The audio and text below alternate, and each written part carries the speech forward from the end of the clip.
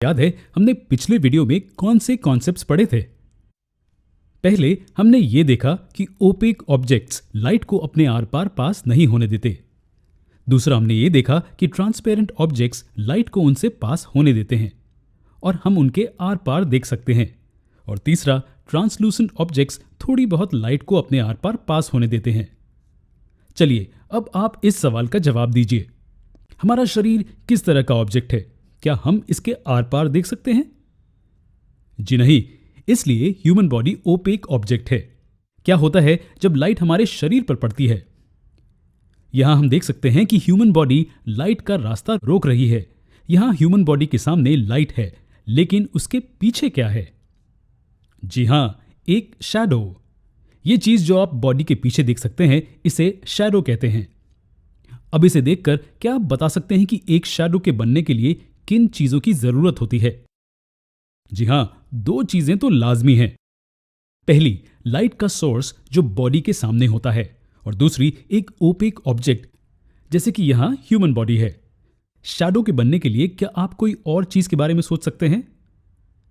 शायद नहीं। चलिए अब एक दूसरी सिचुएशन के बारे में सोचते हैं। इस सिचुएशन में भी लाइट का सोर्स और एक ओपेक बॉडी है, लेकिन क्या हमें शैडो दिखाई देती है? जी नहीं। क्या आप जानते हैं क्यों?